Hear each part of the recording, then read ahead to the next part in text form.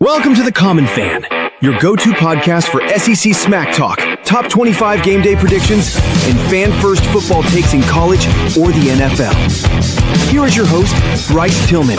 So grab a drink, pull up a chair, and let's talk ball. We are live again for the Common Fan Tailgate episode or edition of our lives. I'm Bryce Tillman, your host as always. Joining me, Kyle Dewitt, Cameron Williams. And boys, we're not worried about practicing golf swings this week. We're not worried about going and playing tennis. We're trying to break down and talk about some dadgum college football for y'all. So tune in, get ready, get in the comments. We want to hear your biggest war chants for your teams. Give us all of it. Give us some crazy takes, bold predictions. Before we even get started on this show, right now, we are so close to 200 subscribers on YouTube. And right if y'all there, about that life, then get on there, get on your YouTube, hit the little subscribe button. I swear to you, it takes 3 seconds. Just hit subscribe so we can keep this going. And it don't cost anything. It costs zero, Cam. Zero. Nothing. Free entertainment. Another slate slam full of some big-time games. And, boys, we're in that point of season. This is playoff indicators, right? This is time to get in, get active, handle business. And if you don't, your butt will be sitting on the couch just like us three watching the playoffs this year. We're going to dive into it today. We got some big names coming up. We got some teams that are straddling the playoffs hopes and dreams. Once we get done with our previews, we will go in. We're going to pull up the college football playoff bracket right now as of this week, and we're going to talk about it, and y'all dive into the comments. Let's talk about it together. Get your name put up on the screen. Let's get it. But before we do that, we will be right back after this quick ad reading. This episode of The Common Fan is brought to you by Sharp42.ag, sponsored by Joe Allen. Sharp42.ag allows you to place great bets from any sport with marketing odds. At Sharp42.ag, Joe Allen has you covered right now. If you sign up for Sharp42.ag, you get $50 in free play. And when you make your first deposit, you get an additional 50% on top of that. So head on over to Sharp42.ag today. Sign up. If you can't do that, get up with one of the three of us or get up with Joe Allen directly at Sharp42.ag. This episode of The Common Fan is also sponsored by Miller Insurance Group in Mississippi, locally owned by Trey Miller. Hey, look, if you need life insurance to protect your family or auto or home coverage, and my man Kyle Dewitt can't help you out, go holler at Trey because he can help you. Miller Insurance makes it easy. Get a quote with real guidance from people who live where you live. 601-394-3795. And email is Trey, Trae, at millerinsured.com. But that ain't it, guys. Trey. That ain't it, because we have one more guy that we got to give a shout out to on this podcast now, and his name is my boy Dylan Walker. Look, I got tattoos. My body's covered in tattoos. Do y'all like tattoos? I love them. I think it's 2025, and it's time for people to get more tattoos, right? Am I right? Look, with Dylan Walker, you can follow Dylan Walker's Tattoos on Facebook, subscribe to the Common Fan Podcast, and get $100 off a full day session right now. That's right. If you want a tattoo from Dylan Walker, go to his Facebook page, like his page, subscribe to our YouTube channel, and you will get $100 off on a full day session. Black and gray realism, one-on-one private studio, no distractions. Make sure you check out Dylan Walker Tattoos, and he will hook you up. Yes, all right. Sir. Yes, sir. How do y'all like that? That's How do y'all what like I'm that? about. Kyle, if you want to get a Dylan Walker tattoo, all you got to do is just go like his Facebook page and subscribe to the channel. That's all you got to do. I'll check him out. I was gonna say, unless you want something like, you can't see it. There it is, right there. Unless you want something like that, go see your boy Dylan Walker, baby. I didn't see it, but it looked blank. I drew it on with a pen. All right. You're an idiot. First game up of the show. That was funny. First game up. right now, let's talk about this, boys. Number 2 in the country. Indiana playing Penn State 9-0 versus 3-5. Yeah. That's I don't know. I don't think it's going to be that close of a game myself. I think it's going to be an Ohio State blowout again. I think Penn State has a good defense, but I think Indiana blows them out of the water. I think they handle business like Ohio State did. I'm taking Indiana on this one right here. 41-17. Woo! I was ready to break it down a little bit. He just went ahead and spit that prediction out there for us, Kyle. Hey, this one right here, it doesn't need more attention than what's going to be given. Yeah, I agree with you on the points from Penn State. I had them 34-17. I mean, I feel like they might come out a little hot. I mean, I feel like they came out hot against Ohio State, but their offense just isn't good enough to keep up. I had them 34-17, so we're around the same ballpark. Indiana's just balling right now, dude. Mendoza's little brother, the backup, like they're all rolling. Signetti's good. Just another one of those cupcake games in their schedule. Yeah. Y'all ever wondered why Penn State Stadium was named Beaver Stadium? It's a little odd. So Beavers up there? I had a thought that I literally had to tell myself no. I'm not gonna share it. Hey, so ESPN matchup prediction has Indiana 82.7% to win this football game, with Penn State only at 17.3%. The spread is 14.5 to Indiana, so minus 14.5. With the over and under at 50.5. Boys, how we feeling about the spread? How we feeling about the spread? How we feeling about the over and under here? Let's get these guys some money from Joe Allen. Let's talk. I think Indiana covers. Even though you think Indiana covers at 15 points. Yeah, I got them 41-17. I think they easily cover. Yeah. Penn State's not very good. They have lost all their all their starters, but their starting quarterback, a few guys, take the over. Jackson Smolik, that guy, that was their backup. I think he's out too. Yeah, I don't think it's going to be very well for Penn State here, and I don't know, man. I just feel good about Indiana putting up points in here. It's right now it's style points. It's about showing off. Now that the college rankings are out, I think it's about who can be flashy, who can take care of business and make a showing, and I think they're going to do it. They're wanting that number one spot. Can I make a bold statement right now? Talk to me. Let's hear it. This week in this game, I think will solidify Mendoza's Heisman Trophy. I like that. I know Kyle don't want to hear that because he wants Ty Simpson to win it. And I want Ty to win it too. But I think this right here, this game, is going to solidify Mendoza to win a Heisman Trophy. Because how cool would it be, right? How cool would it be for a quarterback from Indiana to win the Heisman Trophy? You know what it's going to come down to, and it comes down to this every year, is who performs better in the Big Ten championship and the SEC championship, because it's right after, right?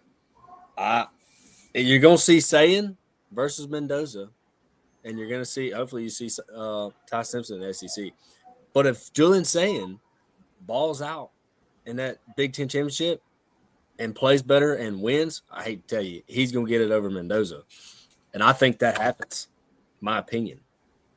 Do you really? I like Mendoza. It's too early. It's too early to talk about that game. Yeah, it is. I like Mendoza, but Julian Sayin's a dog.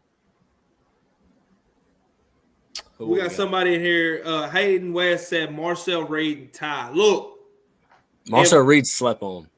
If Marcel Reed makes it to the SEC championship and they find a way to beat Alabama in it, which because I'm predicting that Alabama will get there, it's going to be tough to argue Marcel not get the Heisman.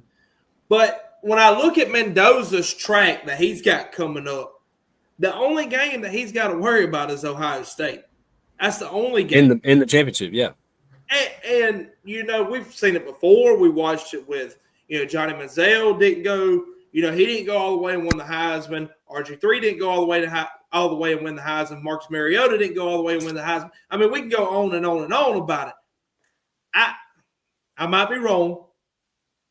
I just think that if he balls out against Penn State and gets them to 10-0 and 7-0 in the Big Ten right now, with the stats that he's got on the season, I think that you could definitely make a strong case for him to win it.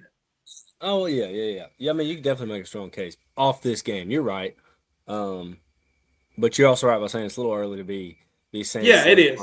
Yeah. Yeah, I think he solidifies his spot in New York. That may be sure. That may be I'll go with that. A little bit easier because there's so much more ball left to play. I'm taking Indiana in this one. I'm kind of right there with y'all. I'm going to go a little bit lower, and I'm going to go. Well, no, Kyle, you said 34-17, didn't you? Yeah. I'm right there with you, man. That's what I'm feeling too. 34-17. I think it's about that.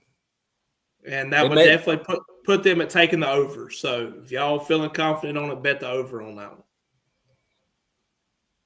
I don't think Indiana's defense is better than Ohio State's defense, and Penn State put up that much on Ohio State. Or was it 14? Indiana's defense is pretty good. They're not Ohio State, though. They're not Ohio State. But Ohio State is one across the board. Let me ask you this, and I get this because I'm kind of with you on that as far as Ohio State being one. The level of competition that Indiana's played versus Ohio State's played, the difference is Indiana went and beat Oregon. Ohio State beat Texas. And I think the Oregon win holds a little more weight than the Texas win does right now. I don't disagree. Hayden West says Ohio State's defense hasn't been tested yet. I agree. That's kind of what we was just talking about this then. Yeah. Noah Johnson says, I'm late. We talked about Auburn yet? Not yet. That's coming up, Noah. That's coming up. Hopefully we don't. Van Tillman puts on here, roll tide. I'm not going to agree baby. with that, but y'all boys are rolling right now. We will say that. Let's see here. Joe Beard says, word is Kiffin may wind up at Auburn. Money talks. I highly doubt it, but from your mouth to God's ears, brother. Justin Cooley says, go Tigers if Kyle going to be one mad dude Saturday night. He might be. I hope not. But, it could happen. It could happen. He might be. Who knows? And then follow that up with Hayden West says, Southern Miss to the top. How about them Golden Eagles, son? Let's go. Coach Huff has got them boys. Hey, let's give that Kirby clap real quick. Give that Kirby clap. Yeah, come on now. A little timeout. My booty cheek. All right, let's not get out there. Let's go. Number 5, Georgia, fighting the mighty Mississippi State Bulldogs. I don't know what to think about this. 11 a.m. kickoff. Cam, we can't hear you, buddy. At Starkville. Can you hear Cam? I can't hear you. Yeah, I got you. I think I'm back I can hear him now. I was unplugged. 10 minutes. I was unplugged. That's a good thing. Georgia at Mississippi State. ESPN matchup predictor has it at 79% Georgia with a 21% Mississippi State. To pull the upset, the Bulldogs are favored at only 9.5 points. Over and under set at 56.5. This line started at -8.5, and then it moved to -9.5. Cam, I'll start with you, buddy. I got to start with you on this. So give me your initial thoughts on this game. How's it going to go? Let's talk about it. Let's talk it out. All right. Number 1, Mississippi State's 8-1 against the spread right now. One of the most successful teams in the betting world. So interesting. In their favor, I'm assuming. Like when you say that, what do you mean by that? No, I mean like they're covering their spread. Yeah, they're covering their spread. So Texas was predicted to beat them by 10 points, and they kept it to 7. Then they beat the spread. All so right. they're 8-1 against the spread. But I don't know, man. I feel like last week gave them some confidence. They went to Arkansas, had a comeback win against a very elite offense. I think it gave them some confidence, kind of showed them that, hey, they can win the SEC. I don't know if they get Georgia, but I will say this. Last week I did pull Arkansas. I did pick Arkansas here, and maybe some of that reverse psychology voodoo worked right there. So this week I'm going to take Georgia here in hopes that State can pull this off, but I'm going to go ahead and tell every one of y'all, everyone listening, watching, if State beats Georgia to be bowl eligible right here, y'all ain't going to be able to tell me nothing. Y'all can't tell me nothing. I will become unhinged because this is what we talk about on this show all the time. Let me throw some stats out here for y'all real quick. Gunnar Stockton versus Blake Shapen. All right? Blake Shapen has more completions. Blake Shapen has more passing yards. Blake Shapen has more touchdowns. Blake Shapen also has 4 more interceptions, but that's a different story. All right, and if that's not enough to convince y'all, Chauncey Bowens leads right now for Georgia at 446 rushing yards. Fluff Bothwell is at 490, and that's because he missed 3 games, right? Yeah. That's crazy. All right, yeah. Zachariah Branch is the leading receiver for Georgia at 474 yards with 2 touchdowns. Brennan Thompson's at 41 receptions with 716 yards and 6 touchdowns. C.J. Allen leads Georgia with 3 sacks. Whitson, defensive lineman for State, has 2 sacks. And there's only a 5-tackle difference between Georgia's leading tackler and Mississippi State's leading tackler. Hey, let's talk about that. Is that enough to pump your head up, Cam? Right. Well, is that enough, son? Yes, sir. Let's talk about that right there real quick. That Mr. Manning with 64 tackles is a safety. Yeah, he's a safety. That dude is coming down in the box. I know. And Isaac Smith led the SEC in tackles last year. He is also safety from Mississippi State. That defense is good. They fill the holes. They push the runs outside. That's what I'm talking about. Jacob Tanner. Look. They keep it close. Yeah. They keep it close to the 4th. I think it's going to be a better ball game than what people expect. Bet the house on the spread. Do what you want to. I don't know if you want to do that. Yeah, I don't know. It is Georgia. Just remember that.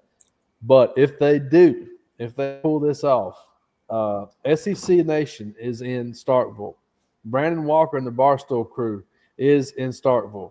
Hardy is playing a live concert in Starkville. They are pulling out all the stops. Come on. You went to the wrong game. I know, man. Yeah, you did. It's going to be a show.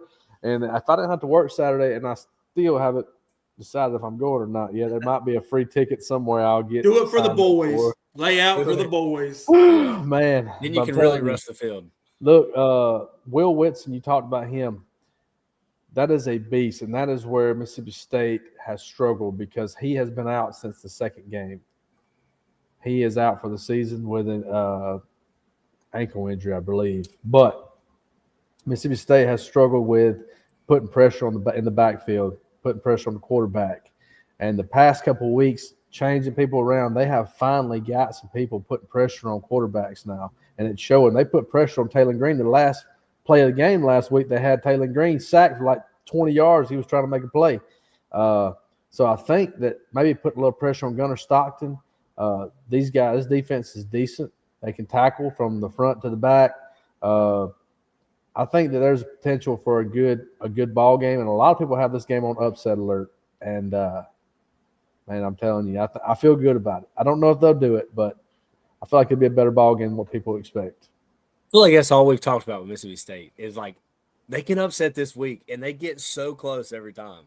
Dude, they're. I keep saying this, but they're the best 5-4 team in the nation. Because literally, I heard a podcast today that said, literally, people say just a few plays and you could be 8-1 right now. I'm sorry, Hayden. I'm sorry, Hayden, but I feel like they'd get clapped if USM wanted to smoke. Yeah. Anyways, yeah. Look, but we can say the same thing about Georgia hasn't lost but 1 game. They know how to win. but they play from behind every game.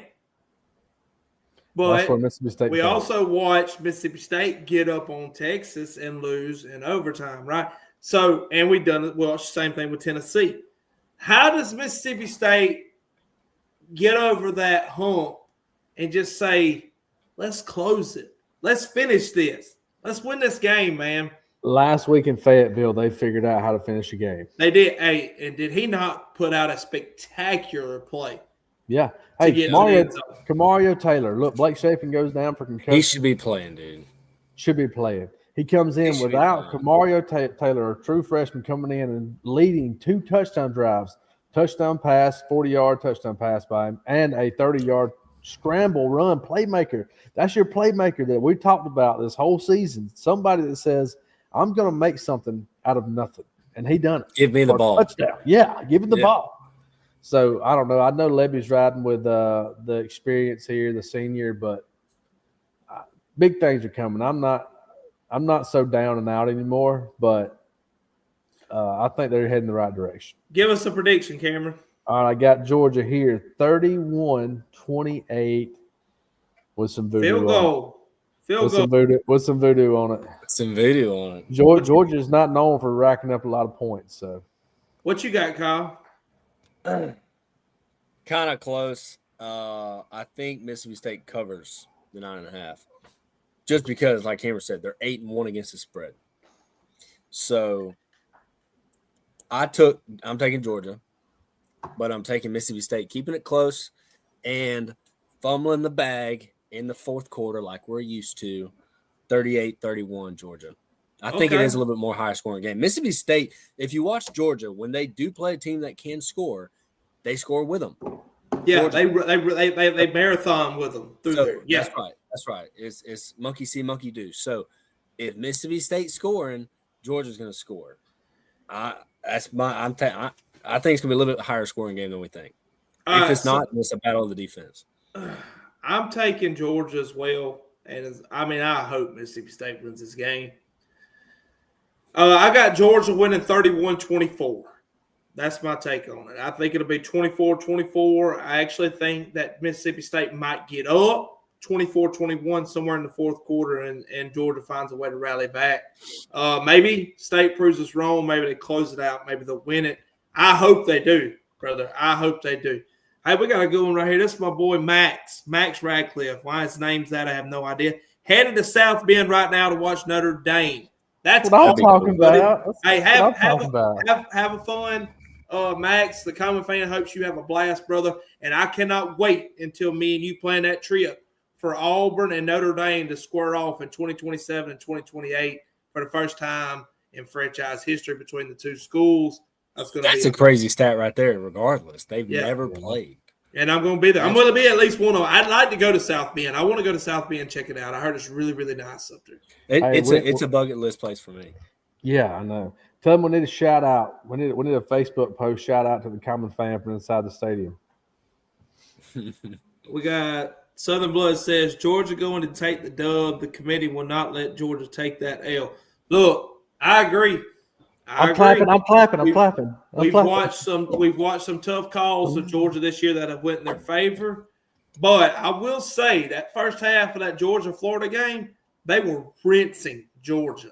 They were some rough calls on them. So I don't think the refs will play a factor in that game. I think that they'll let Mississippi State play hard-nosed with them, and Georgia will just do what they do. And who knows? Like I said, like we've said, maybe Mississippi State finds a way to win that game. But we was talking about Auburn. We was talking about Notre Dame. So I want to skip on down to Auburn and Vandy and Alabama and LSU because I want to categorize these two games together because I feel like these are trap games. In the year of 2025, we are sitting here saying that the Auburn Tigers are a trap game for the Vanderbilt Commodores. And I understand that this ain't the same Vanderbilt we watched 10 years ago, and this ain't the same Auburn team we watched 10 years ago. But it's a little shocking that Auburn is a trap game for a team like Vanderbilt, and that's kudos to Vanderbilt, and that's shame on you to Auburn for the position that you're in. ESPN matchup predictor has Vanderbilt winning this game, boys, at 71%. So only a 29% chance of Auburn winning this game at Vanderbilt at a 3 p.m. kickoff. With all due respect, I get it. Yeah. I get it. Like, you couldn't convince me right now until I see what DJ Durkin does as intern, go in, and how he changed that offense around. He made it very clear that Derek Nix has not called a play all year, and he's supposed to be Hugh Freeze's offensive coordinator, and Hugh didn't let him call a single play. So now he's getting to call plays. This is why I consider it a trap game. If Hugh Freeze was still there, I'd say Vanderbilt beat them by 17 points Saturday. Give me y'all's thoughts on this game real quick. Auburn opens up at a 6.5-point underdog with the over and under being at 45.5. I think Vanderbilt knows that their season's on the line here, so they're I think they're going to play more defensive here. I don't think they're going to be attacking as much as they have been in the beginning of the season. But I'm going to tell you, Auburn's defense is elite. Yeah. I mean, that's elite. DJ Durkin said it best this week. He said if we even had a shadow of an offense, we wouldn't be standing in the position we are today. So I think I'm telling you, I told y'all all week, there ain't nothing more scary than a team playing for an interim coach who just fired their head coach with nothing to lose. Yeah. They're out headhunting in. They're playing harder than they ever played before for somebody that they're learning the ropes, and they're tired. I mean, it's been a bad season. So they're making a name for themselves. Well, Derek Nix showed frustration, too, because he didn't, obviously being frustrated that you're named the offensive coordinator at Auburn and you're not even getting to call a play out there. It's frustrating. It's got to be. I can see that. And, I see his stance on that. But he was frustrated because he said that Ashton Daniels should have been the starter since week 1. Yeah. And, Hugh didn't set Ashton Daniels up in a very good position last Saturday against Kentucky. But Hugh didn't set Jackson Arnold up in a good position either. Mm-hmm. So Durkin comes out this week and says that Ashton Daniels is going to start that game, that Jackson Arnold has been benched. I got my boy Noah Johnson said Jackson Arnold is where he belongs on the bench. He hasn't really proved himself to me. I agree. And he hadn't done it since he was at OU. He ain't done it since he's been at Auburn. But now I question, was it Hugh Freeze the whole time? Was Peyton Thorne really that bad for the past 2 years? Or was it Hugh Freeze? I think you're going to find questions. out. I think you're going to find out. You find out this Saturday. DJ Durkin claims that the whole offense has been the scheme has been revamped. That he's got people that really haven't played much all year that's getting in, that is statistically, schematically better for what they're trying to run with Ashton Daniels. So the tape that Vanderbilt has on Auburn is going to be irrelevant because none of this is going to look the same Saturday. So I'm curious, Kyle, and I want your input on this. Is there a chance that Auburn can go into Nashville Saturday and upset Vanderbilt? There is a chance. 29%? 29%? Yeah. So you're saying there's a chance. I'm saying that because, one, you have the interim head coach, right? Everybody knows he's coming out making a name. The whole team's fired up. They're trying to get that morale built back up, right? There is a chance. But, Cam, to your point, I think Vanderbilt plays a little bit more aggressive because they know they have to. They know that if they don't, and they do kind of sit back and just run their offense and try to make the plays they can easily get themselves in a bind because of how good Auburn's defense is. Auburn's defense is legit. Don't get it twisted. Is this the best defense that Vanderbilt's played this year? If it's not, it's real close. I don't know who would be better. They're one of 3 teams in the nation that has led over 24 points. Indiana, Ohio State, Auburn. Yeah, them 2 combined are 17-0. Auburn's 4-5 by themselves. Here's my thing. A good defense is killed by a bad offense. I feel like the offense kind of gets it figured out this week. Maybe DJ Durkin and what's the offensive coordinator, Derek Nix. Derek Nix. Maybe they get it kind of figured out a little bit. They get a little spark, get a touchdown early.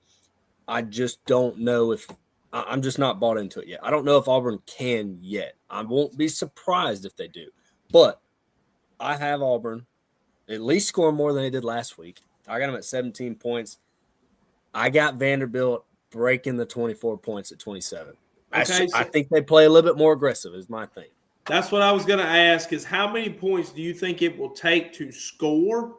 How many points do you think Auburn would have to score to win this football game? Over 24. 24. Yeah. 24 or over is what it would take. I think Vanderbilt scores at least 3 times, whether it be 3 touchdowns, 2 touchdowns, and a field goal, maybe even 4 times. I mean, I just feel like Auburn's offense might not get it figured out, and that defense is going to be wore out. And Vanderbilt does have a good offense. Cayman, what you got? What's your prediction on it? Look, I listened to a guy from the War. What's the podcast in Auburn? War Report. War Report. I listened to him today, and he was saying that this whole time, some coaches, assistant coaches who are anonymous, have come forward during this fire and said, "Yeah, we agreed there was some things that should have been done differently." And one of the things was did you know that Deuce Knight has not even been having reps on the practice field? I saw that. That's dumb. And he was saying that he feels like this week you will see a totally different offense with a coordinator who's going to script a drive, and then you will see a fully scripted drive from the Auburn offense who is probably not going to be Jackson Arnold, and I am ready to see that. Yeah. I'm ready to see. I feel like if they can string together, if it's Daniels, if Deuce – I mean, here's the thing. Deuce Knight did not get his red shirt this year because they wanted to play him. They wanted to keep their opportunities there. Well, you're 4-5 or 4-5, right? You have nothing to lose. You could – look, Deuce has already burned a red shirt year, so why not give him reps? He hasn't burned it yet. If he's 5-star and he hasn't hit it yet, but if we're saying we're going to use him, then let's use him. Let's see what he can do. Put him out there for a drive. You have nothing to lose. Cam, I guess the caveat to that is these players and Durkin specifically, I'm sure he still wants to try to fight for bowl eligibility, right? So if you win against Vanderbilt, you win against Mercer, you win 6-6. You get to that bowl game, and that's something that Auburn they didn't go last year. Yeah, and the year before they got rinsed by Maryland the year before. So I don't hate it. I don't hate him starting Ashton Daniels this game. If Ashton Daniels does bad quick, you don't fall to Jackson Arnold. You fall to Deuce. Yeah, you go to Deuce. Agreed. Exactly. That's 100% right. I think that look, Auburn's defense poises well against Vanderbilt's offense, and I don't want to spend too much time on it, so I'm going to rush through it. And then, Cameron, I want to hear your score prediction because I didn't get that from you. I think Auburn's defense poises well against Diego Pavia and the way they run that offense over there in Vanderbilt.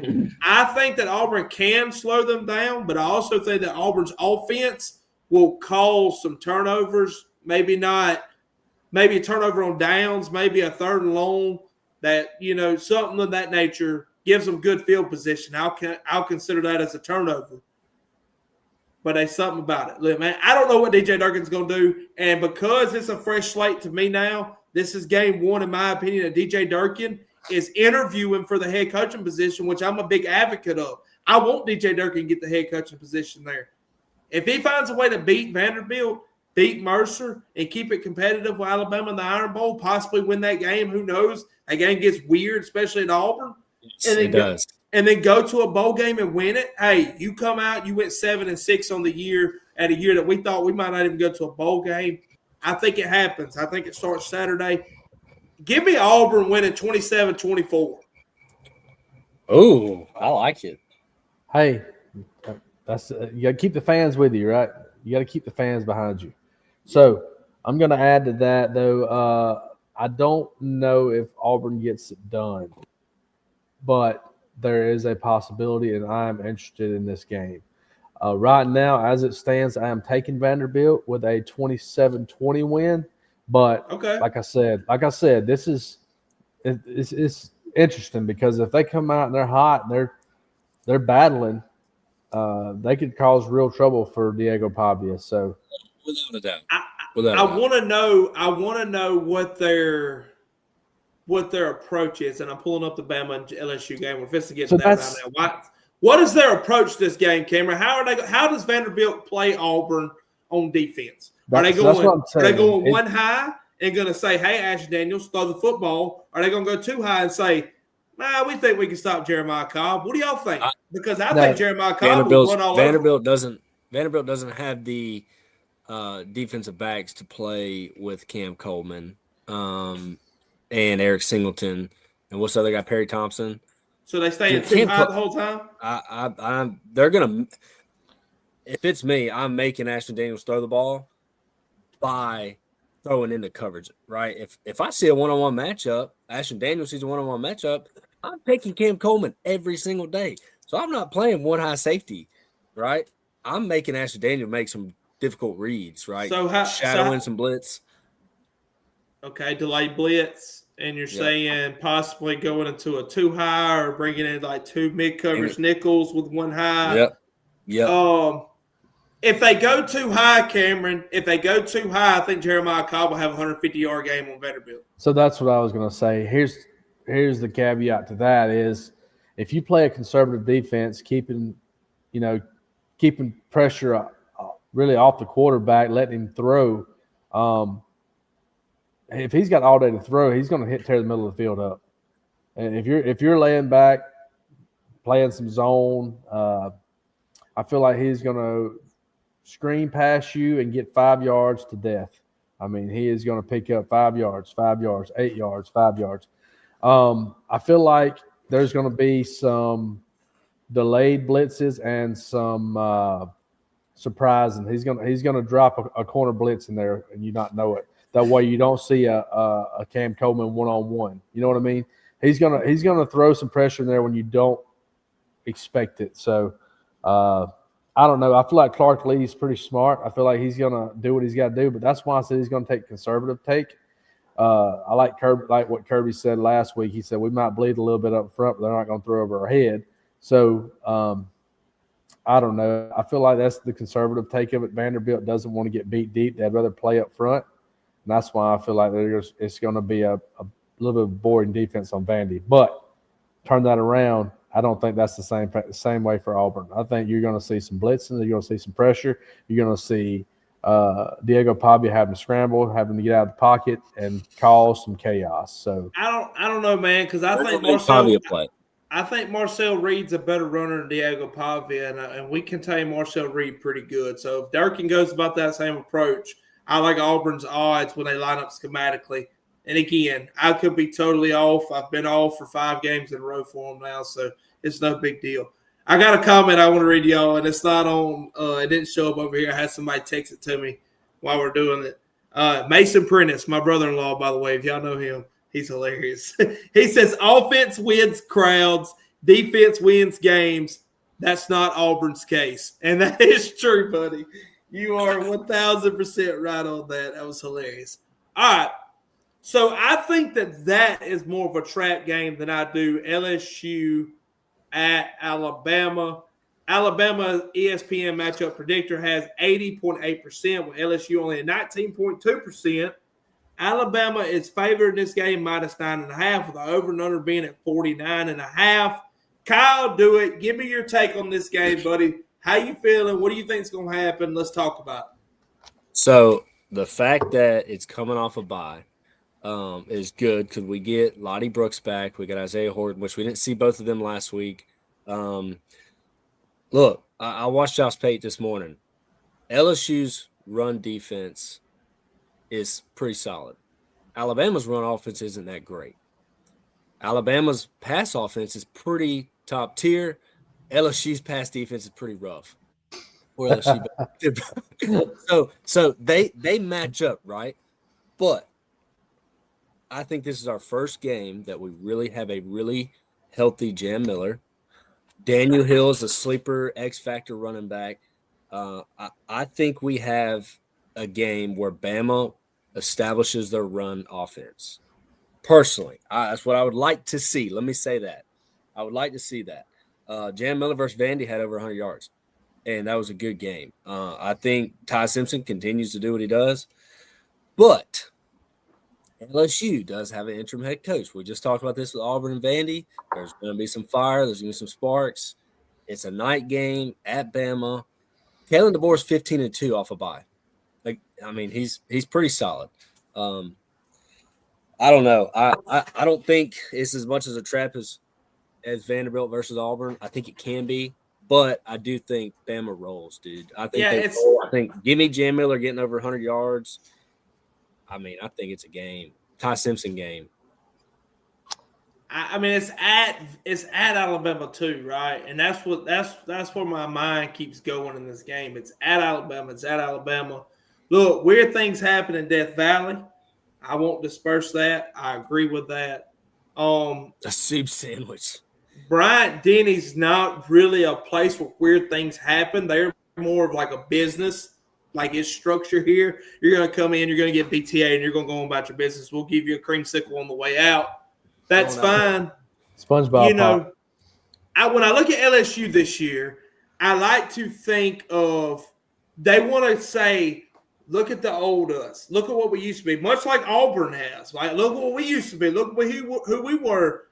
And it's almost like a girl trying to say, my sister was the homecoming queen. Yeah, girl, but you ain't. You ain't, right? You a 4 at a concession stand. Your sister's a 10 on the football field. That's daylight and dark. A 4 in the concession stand. You a 4 at a concession stand, dog. Waiting on homeboy Isaiah to get out of the bathroom or something. But look, bottom line is LSU they're just not the team they have been in the past. Alabama is still rolling. I think Alabama clears this game. I think they cover the spread. I like Alabama 24-13 in this game. I think it's a little bit higher than that, personally. Well, I think LSU might. Go ahead. I want to find, like, tell me why. Because if LSU attacks Ty Simpson and they try to run design blitzes or they try to rush 5 down or 4 down, Ty Simpson punishes people when they try to blitz him. He throws it over the middle. Yeah, well, not only that, he throws towards the blitzing side because he has advantage at that time. We've seen it happen, but we also saw Bama has to win, so next week is worth something. What is OU? I can't wait to cover that game. It's gonna be that's gonna be, dude. It's gonna be so fun.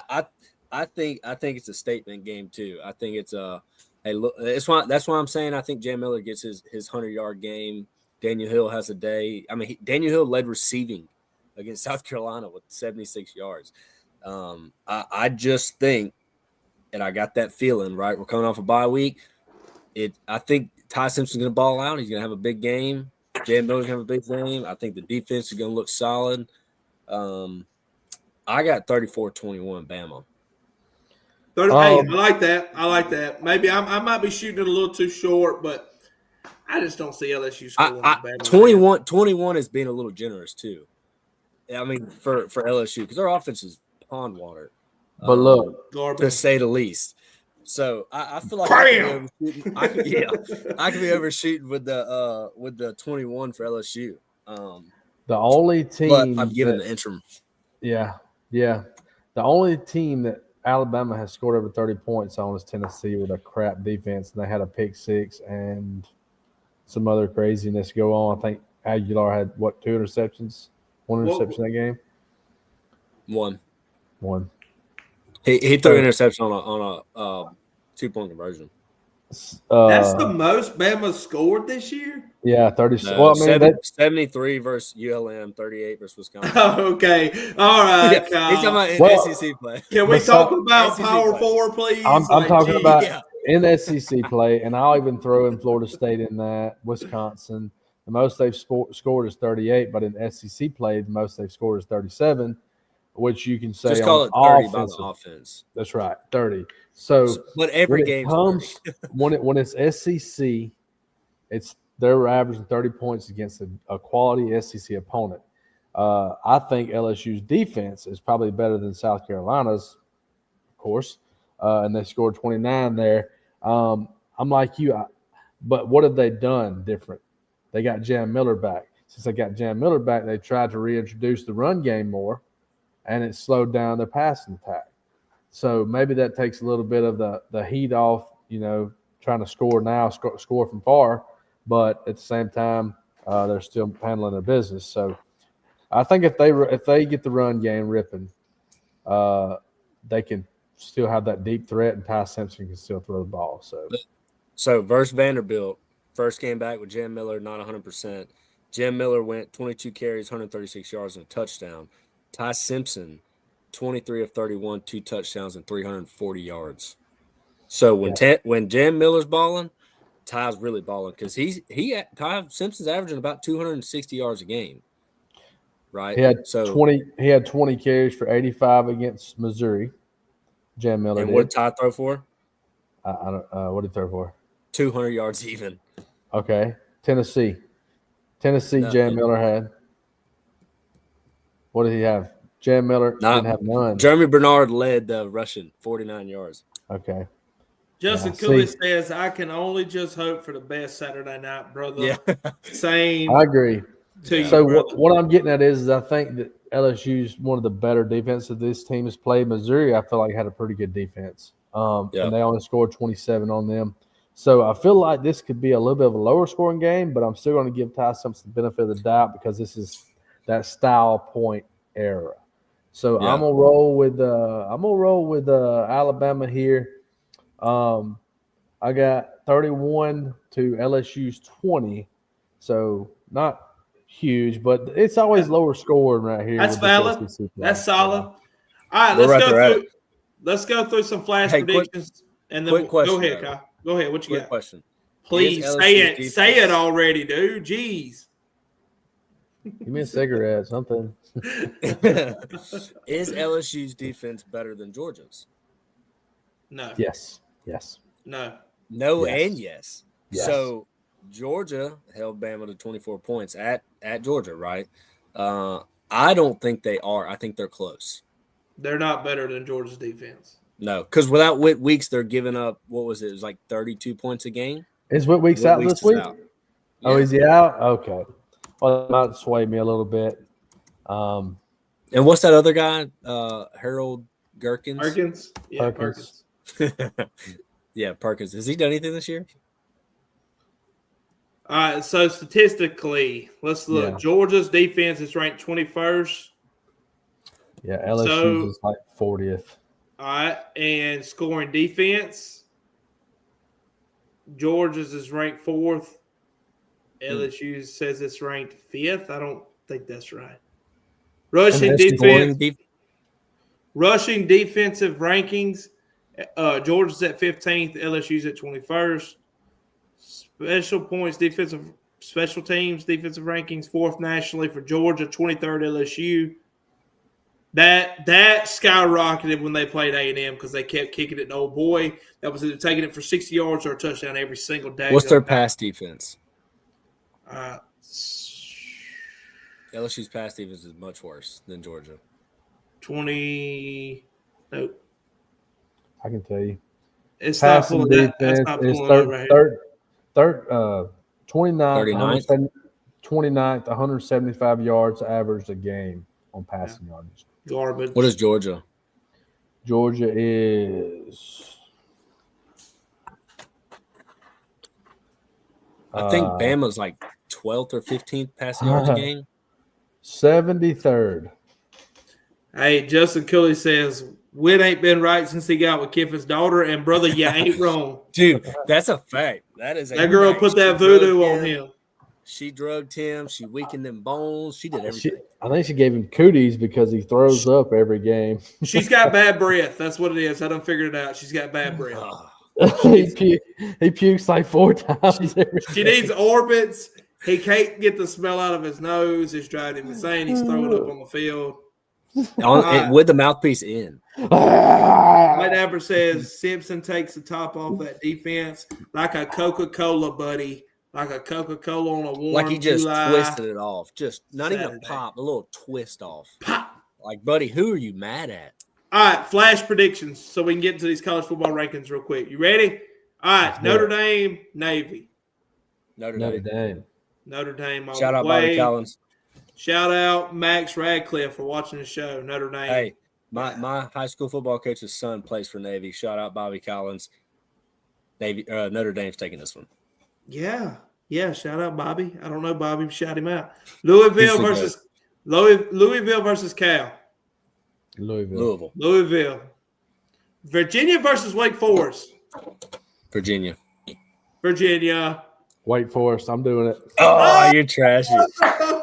Robbie Ashford, baby. Robbie Ashford. Hey, they almost beat Georgia Tech. They went for Robbie 2 instead of Ashford is the dirty. Robbie Ashford couldn't do it at Oregon. He couldn't do it at Auburn. He couldn't Hold on. South Carolina. Hold on. Haynes King. He played Haynes King and could have tied the ball game and went overtime. Could have won it, but they went for 2. They got stopped, but I'm just saying the potential's there.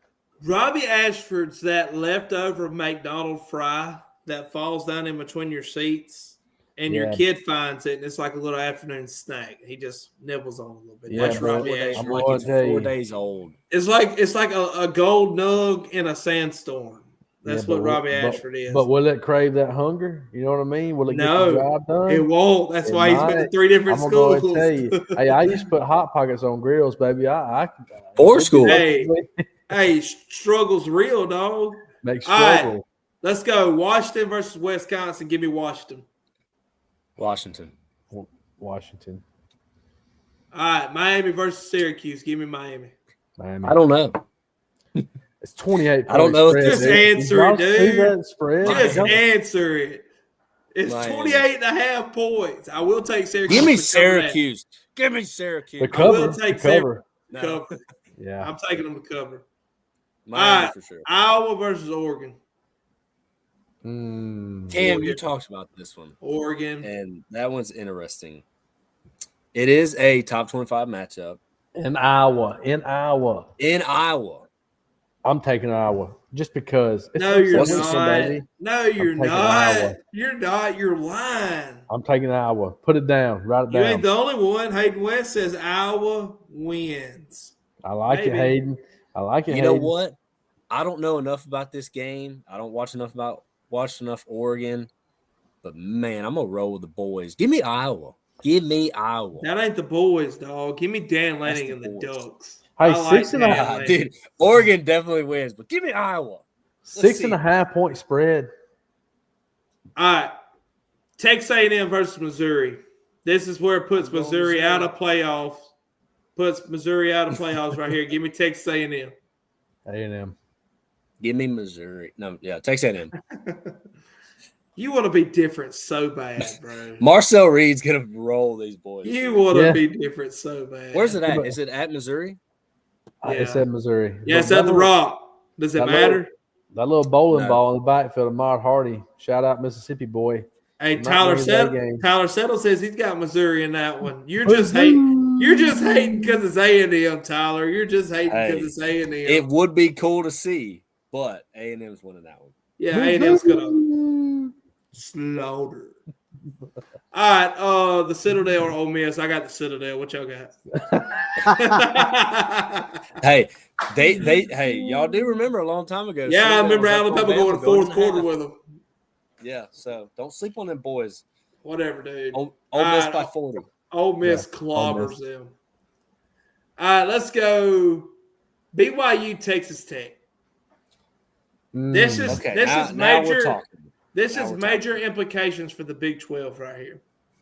If Texas Tech loses this game, it shakes everything up. It'll put them pretty much out of the mix, I think, at 8-2. But BYU is undefeated, and they're sitting at 7th, I think.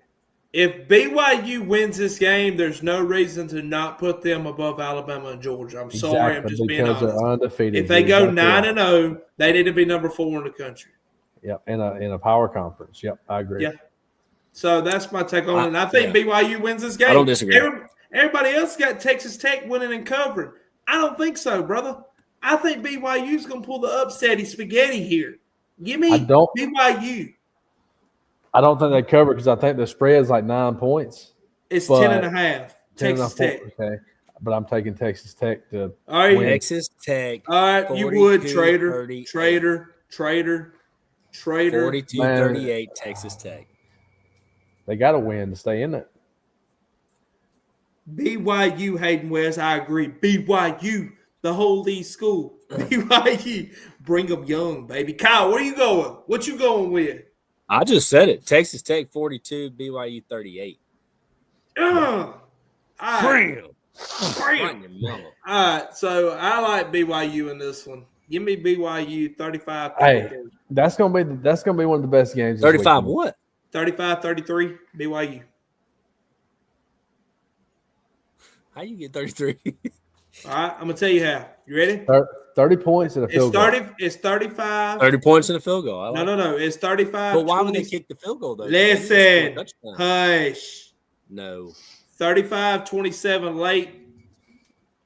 Texas Tech scores. They try to go for a 2-point conversion, tied up, and they fail. 35-33.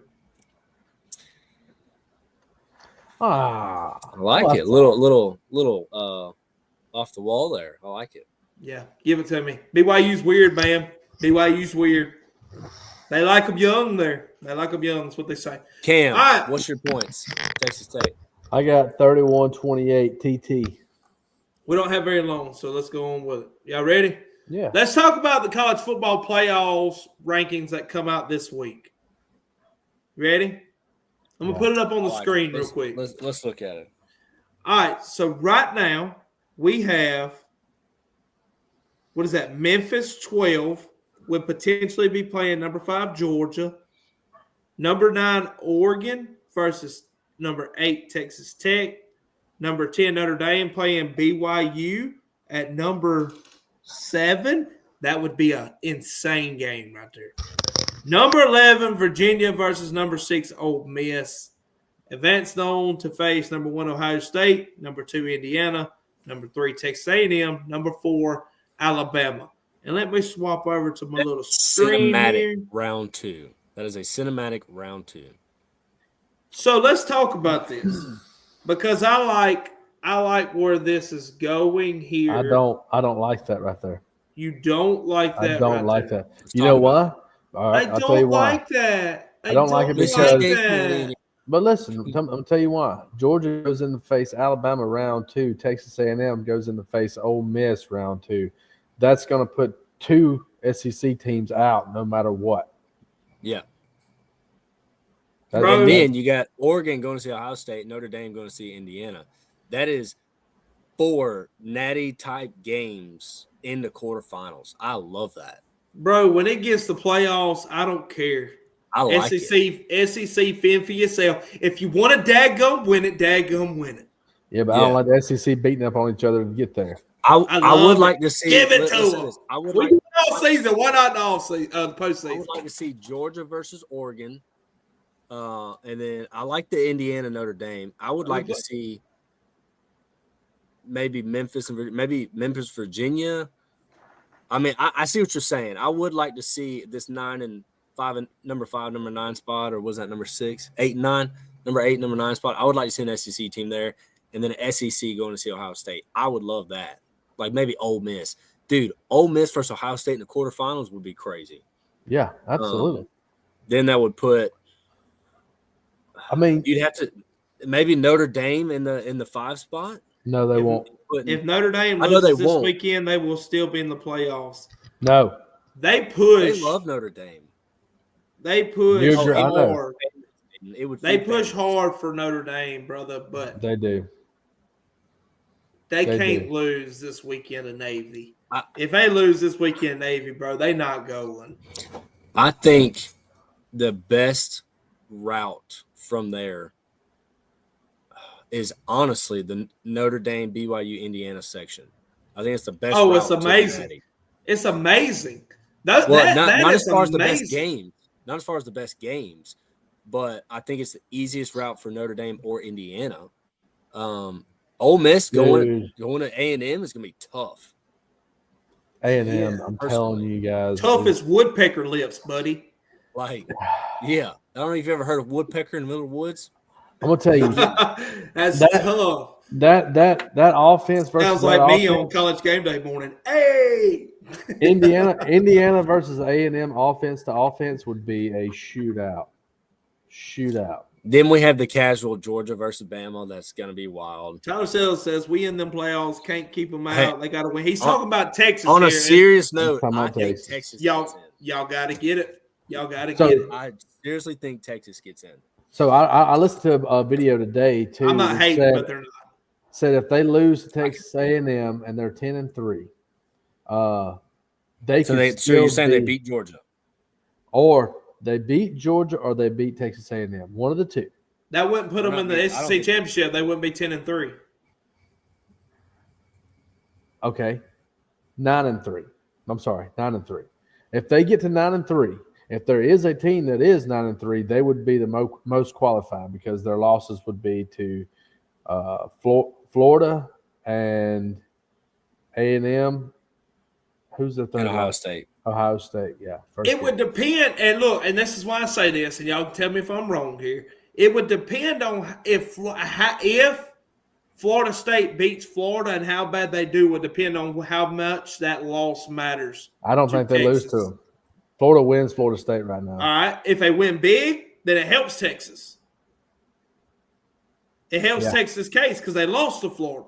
Yeah. So there is a path for Texas to get here, but it's going to consist of them. They got to win, bro. You can't tell me that because if they lose to Georgia, they're at 9 and they would be what? At this point, they would be 8-3.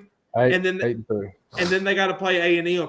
Do you think that if they lose to Georgia, they can beat A&M or vice versa? That's why I said either win one of the two, but that's gonna be a tough road to hoe out there because both of them offenses.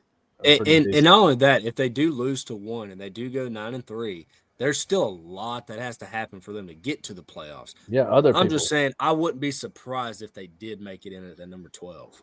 Max Radcliffe says we lost by 4 points in total this year, and that's against an all right looking Miami at Hard Rock Stadium and Texas A&M at Notre Dame by a missed extra point. That placeholder dropped the ball. I'm not disagreeing why y'all lost, Max. I'm just saying if y'all lose again to Navy or anybody else, you're not getting in the playoffs. You don't have to convince me why Notre Dame's going to be in the playoffs. Like, it is what it is. First off, the committee loves them. Notre Dame will always, every year from here on out, will always be probably top 15 every year. That's just they just will. And if we've seen it this year. Notre Dame can lose 2 games, so nobody else has even lost a game, and they were still ranked top 25. I'm not hating on Jeremiah's best running back in the country. Well, what they say, don't hate the player, hate the game. Look, I'm not hating on Notre Dame here, but if they lose again, they're gone, brother. Yeah. And I don't see them losing again. I think Notre Dame's paved their way to the playoffs now. I do. Yep. Here's your scenario. If Virginia loses this weekend and the ACC is tied up between Miami, Louisville, and Virginia, and they're all a 2-loss team. Georgia Tech. And Georgia Tech. What I'm getting at is that there might be two 2-loss ACC teams that get bids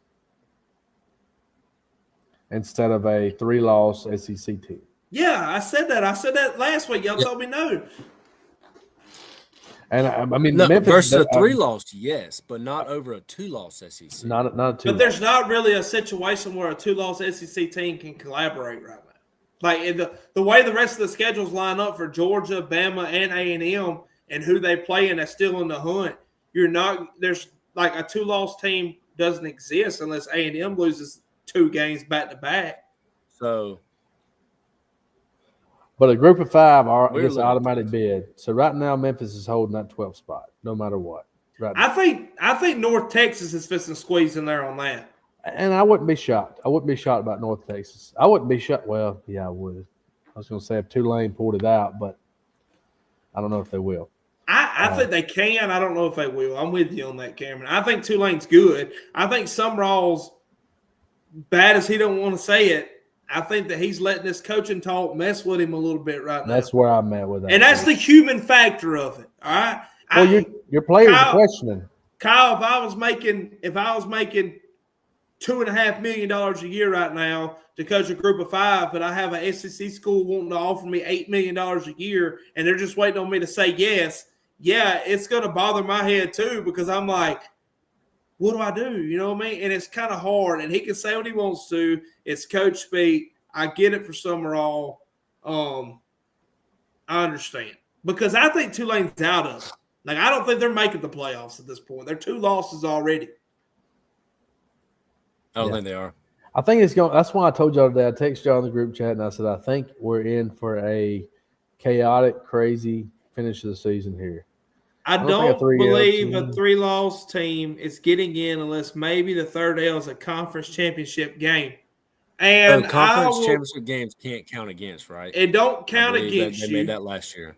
It don't count against you, so that would put you at 10-3 or 11-2. Well, it'd put you at 10-3 best schedule or best record getting in with a conference loss. A 10-3 record sounds better than a 9-3 record sitting on the outside waiting to get in. I'll say that. You still have 10 wins under your belt. So I agree with you on that. The problem with talking about a 3-loss team getting in is you're going to have a lot of 2-loss teams that are getting in. So how do you justify that 3-loss? That's what you were talking about last week. You can't justify a 3-loss over 6 2-loss teams. I could justify a 10-3 SEC team that lost in the SEC championship versus a 10-2 ACC team that didn't get in their championship. Yeah, I'm talking about a 9 like we're not talking. I'm not talking conference titles. Like a 9-3 is not getting in over the other 6 10-2 teams. I got something a little juicy for y'all. You want to read this? Yeah, let's see it. Got a crazy prediction. Ole Miss loses to Florida and Mississippi State, and they will not make it. Brother, hide your identity. Well, I tell y'all, Lane Whiffen choked Kiffin, baby. He's known for it. He had Jackson Dart. Just about to say I could see Ole Miss and Mississippi State being a trap game and seeing Ole Miss get moved out right before the SEC championship. If that's the case, you will see 3 ACC teams get in the playoffs, if that's the case.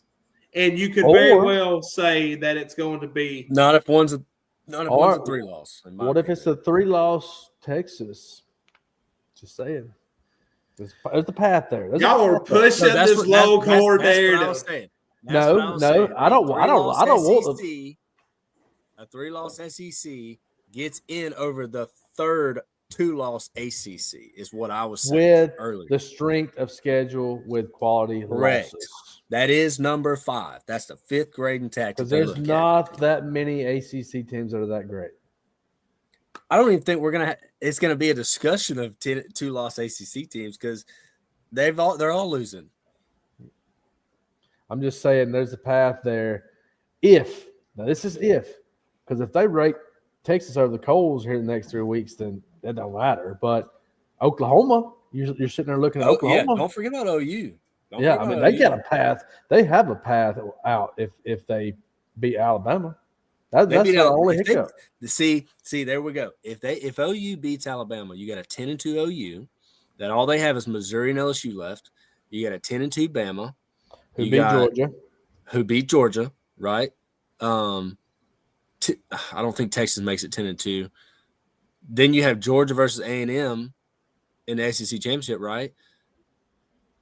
You still got a 2-loss OU, a 2-loss Bama. Those 2-loss SEC teams and the 2 SEC teams in the finals are going to the playoff. Let me ask you this. This is going to be a tough one. Ooh. Does a 10-2 Oklahoma make it in over a 10-2 Notre Dame? Yes, they won. With losses to Texas and Bama? Oklahoma beat Notre Dame. They didn't play. They didn't play this year. Who did Notre Dame beat? Oh, that was Texas A&M, wasn't it? A&M. Okay, yeah, never mind. Does Oklahoma does a 10-2 Oklahoma get in over a 10-2 Notre Dame? If Oklahoma beats Bama but doesn't go to the SEC championship because they've got 2 conference losses, and Alabama hypothetically they would only have one conference loss. and they win, does a 10-2 Oklahoma get in over a 10-2 Notre Dame? I say yes. I hate to say it, but yes, I think they do. That would be your ticket into getting 5 SEC teams in the playoffs. Who's the fifth? You would have Ole Miss, A&M, Alabama, Georgia, Oklahoma. Yeah, that's right. We lost the Ole Miss guy. Ole Miss has one. With Georgia. Only lost to Georgia. Yeah. If Ole Miss hangs strong, they're in, bro. Yeah, if they hang strong, they're in. And they only got they got Florida sitting. They got But see, and here's the I'm gonna be the devil's advocate for this. Actually, I can't say that. I take that back. I rebuke that. But everybody hates Bama. So if Bama's the number 5 team in the SEC that they're looking to get in, Bama's out. Don't even hang your hat on it. Hey, I got a question. Max made a good point right here. He's talking about Michigan. All right, so what if Michigan wins out? Because they've only got 2 losses right now. That's what I'm saying. There's going to be a lot of 2-loss teams. A lot. If Michigan wins out, that would mean they beat Ohio State. They beat Ohio State at the end of the year. If Michigan wins that, if that's what I was looking at earlier. Be tough to keep them out of there. Be tough to keep them out. If anybody would be able to shock Ohio State in the regular season, it would be Michigan. That'd be the only one. It's always Michigan.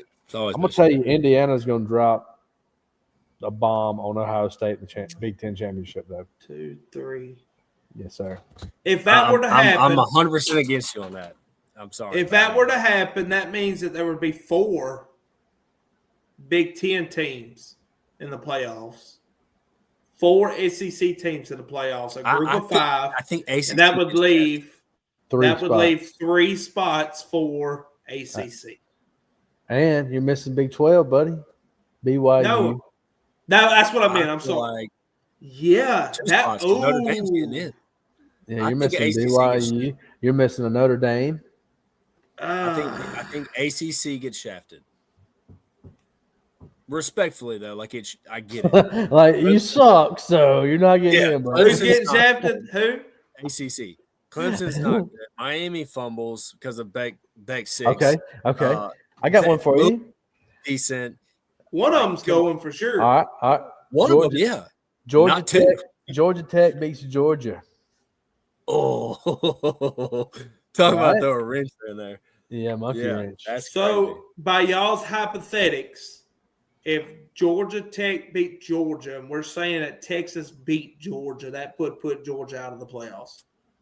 Yeah. Georgia's not – I don't think Georgia loses 3 games. I don't either. But we're just talking about hypotheticals here. One of these 2 teams on that screen right there, number 7, number 8, is going to fall out. Texas Tech and BYU ain't staying in. One of them's got to go. BYU's leaving. BYU's undefeated. BYU's getting beat this weekend, boy. But that wouldn't put them out, do you think? No. Cameron, do you think it would put them out? Here's the problem. Here's the problem y'all are not looking at. Utah is 8-2, 7-2. There's only 2 losses. There's so many good. We need a 24 game playoff. We need a 24-man playoff. Yeah. I'm gonna start that petition. They did it last year. What are you talking about, Max? Shafted ACC. Yeah, they shafted SEC Max, too, right? Max, I want a direct answer from you right now. Does a 10-2 Notre Dame get put in over a 10-2 Oklahoma? Let me know, because I'm saying no. With a win over Bama. With the win over Bama. That's the only way they could get to 10-2. Yeah, that's what I'm saying. Just making it so he understands. Georgia Tech could be an upset for Georgia. I agree, PJ. Georgia Tech could be an upset for Georgia. Oklahoma would be in if they beat Bama, because then Alabama would fall to a 2-loss team with a loss against an unranked team who would be Florida State. Yeah, but Bama still play for the SEC though, because they've only got 1 loss in the conference. They'll still play the SEC championship. Ole Miss does. Ole Miss would play over that. Because Ole Miss lost to Georgia, who Bama beat. Georgia's in at that point. Right, Joe. No, Georgia's not in over y'all. Y'all beat Georgia. Oh yeah, you're right. Y'all went head to head. You're right. Dude, I told y'all It's gonna get gonna crazy. It's about to get crazy. He says, I could see it moving them down with pushing Memphis out, giving BYU a 12 spot in Michigan. I don't see them pushing Notre Dame out, but that's a big if Oklahoma can beat a stacked Alabama right now. If Oklahoma goes 10-2 and Notre Dame goes 10-2 and they put Notre Dame over Oklahoma, you will never be able to convince me it's not fixed. You will never be able to convince me again it's not fixed. A group of 5 has an automatic bid too. I got one. They got one. One's got to be in there. Memphis right now.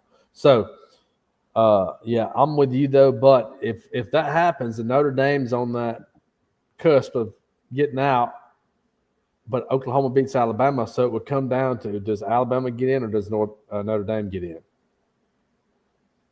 That's what I was just sitting there thinking. I don't think at that point it's OU and Notre Dame. I think it's Bama and Notre Dame. Yeah. And again, people love Notre Dame. People hate Bama. There's two biggest brands. That's one of the two biggest brands. Yeah. That is one of the two biggest brands in college football. You can go anywhere in this country and see game. Let's have a neutral game. Notre Dame versus Bama. Whoever wins gets the bid. I want your take on this. Since we're throwing it out there, did you see PJ's comment? I'm just going to say it. Notre Dame should never be allowed to play in a bracket format being independent. You're not wrong, PJ Brown. You're not wrong.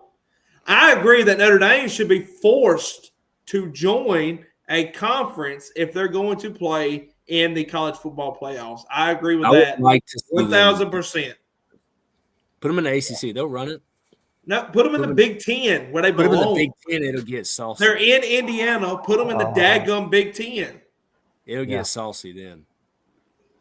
Max said PJ just mad because all the conferences are like a communist with all this sharing, we keeping ours. Why would we join a conference? Because you need to have some integrity to your schedule. That's why. You need to have integrity to your football program. You need to have integrity to going and saying, oh, we beat up on Rutgers or we beat up on Arkansas. Oh. I do respect Notre Dame for their future schedules coming up, though, because they did play they have played Texas A&M for 2 years in a row. They do have Georgia coming up. I think they got Bama coming up in a head-to-head coming up in the next few years, Auburn. So they're trying to boost their schedule and their strength of schedule, and I applaud them for that. I still think Notre Dame needs to get in a conference because Notre Dame, they get away with not even having to worry about playing. Winning that conference. They don't even have to worry about playing that extra game every year, right? They can go 12-0, and there's a potential that they could be locked in. Well, I guess they couldn't get a first-round bye. No. They can't get a first-round bye. Well, I mean, they win the independent conference every year. Yeah, they're undefeated independent conference champions. There is no conference. They're rated 3 years straight. It's amazing. Home games, all home games. This was fun. This is a good show. This one was long. It's fun. Yeah. I'm enjoying it. Update: Brock Bowers not helping me on my fantasy team. Let's see. Tyler Settle says, I'm not even sure if we can predict the SEC championship matchup. So much can happen these next few weeks. 100% fact. I agree, Tyler Settles, like Auburn beating Bama in the Iron Bowl. Hey, that's what we're hoping. Egg Bowl, baby, Egg Bowl. A&M blowing the butt cheeks off Texas. Hey. That's what I was about to say. I'm not saying this for Tyler, but gosh, I would love to see Texas beat A&M. Yeah, I would too. Because I would love to see it. I would too. A&M, dude. A&M is that team this year that's got so much just going for them that they go into SEC championship, they're going to be hard to beat. And I want them a little defeated if we're going to play them. You know what I mean? I need them like beat down a little bit and thinking like, man, are we that good? I need Texas to do that for me. I love Texas tradition. I love the Texas Longhorns. I've said it. It's my favorite uniforms in college football. My favorite. They're great. They're great. I just hate them. I love it. I don't really hate them. Y'all beat them. Y'all beat them, bro. Well, here's the thing. No, they beat us last time. Yeah, but y'all won a natty against them boys. Bryant Denny. They'll never be able to take that from y'all. They could never take that ring from you. Well, They hurt our quarterback. I love Tyler, but I hope Texas don't win another game this season because they need to be there. They learned how to play football in the fourth quarter in Starkville, and now they're visiting to wreak havoc on everybody. So see, I hope they don't. The only reason I don't like them is because they gave Nick Saban his first double-digit loss in Bryant-Denny. The only reason I don't like them. Hey, I love it. Everybody's laughing. Everybody's cutting up. We had a lot of comments on the show. Thank we you. Enjoyed Thank it. you. Yes. One more time for the pimps and the cribs, huh? Drop it like it's hot. Nah, for real, go drop a like on the video. Go subscribe to the channel. And guys, we got a question to ask you because we want to know. This YouTube channel is growing. We're going to keep running contests for y'all. We're going to keep giving out free merch. Sponsored by Farm Bureau, of course. Love it. Farm Bureau of Leaksville. Kyle Do It. Go check him out. Great guy. Sponsored. Hey, seriously though, if you're in Mississippi, you need some cheap health insurance. Get up with my boy. He's got a health plan for you. Health plan for you, and he will see to it to help you out the best he can. No, for real. What about us starting a Discord on YouTube? How do y'all like that? Yes. Let us know what y'all think. If you join the Discord, it'll be a monthly subscription. When you comment on the show, you get free. You're automatically put on the screen. You automatically are dialed in, and you get exclusive content of some private shows that will air for just Discord members. It's a big thing coming up. We're going to like it. We'll enjoy it. Look, we'll even do like live streams of playing the PlayStation with y'all. Like, we'll do whatever y'all want to do on the Discord. If y'all are about it and y'all think it's a great idea. Somebody that's not broke, buy Kyle a PlayStation because he's too cheap to go buy one, I guess. But we want to do a Discord because we think it'll help us interact with all of y'all one-on-one more, and that's what it's about because without y'all, there is no us. So let us know what you think. We surely appreciate it. Cam, Kyle, y'all got anything to say before we head on out? No, all I'll say is we are close to 200 subscribers, and if you got your wife's phone, your girlfriend's phone beside you, anybody like that, there you go. Anything to help y'all grow, I like Hayden. You got to love him. Boom, boom. Look, appreciate you, Aaron. Appreciate Aaron. Aaron. But look, where is you, Aaron? Where is you? Steal y'all's mama's phones, your daddy's phones, whoever it is, and they got a YouTube app. Hey, create them an account. Like the Common Fan podcast. We got to get 200 here soon. Yeah. We'll get the if you become a Discord member too, you throw questions on there. If you're a member, your question is going to be on the screen and answered in front of everybody, no matter what. And even one of these things, if that is the route that we go, once a month, feature a couple of y'all on there. Come on, whatever we might do. Get on. Discord members will be allowed to do a show. We'll put y'all on a pool. Right. We'll start a message chat with y'all. We'll get a message board going with Discord members. And also, we will work it out to where we can give y'all like a free Common Fan hugger or something when you become part of the Discord. So, well, yeah, Bryce is buying hats like these made by Magnolia Merch, and they're gonna be Common Fan, and he's gonna give them out. Yeah, this is an independent employee owned podcast. That means that all three of us are in on this together. All expenses are dispersed evenly. So, one last thing. Yeah, get on, subscribe, like all of our socials. I don't know if y'all noticed this week, we're not just on YouTube and Facebook anymore. We got a TikTok page. The first TikTok went really good. We've got an Instagram now, and we've got an X page. Make sure y'all go like all of them. We surely appreciate it. Just look us up. It is the Common Fan Podcast, the Common Fan Podcast. Thank y'all so much. We enjoy it. And if you're going to get your old lady's phone and go subscribe off on it, just don't go through her messages. No, I'm kidding. Love all of y'all. Snapchat. Oh, for real. Just focus on yourself, bro. Just focus on yourself. Yeah. All right. Stay lit, King. Hey, thank y'all so much. We enjoyed this. It's been an episode of The Common Fan. We will see y'all Monday morning on the weekend recap. Monday morning. Yeah, Monday morning. Sorry, I got a little tongue tied. We went Tuesday this week. It's Monday this week. Monday morning, the weekend recap drops. See y'all then. Appreciate it. You You've been listening to The Common Fan. See y'all next time. Same time, same tailgate.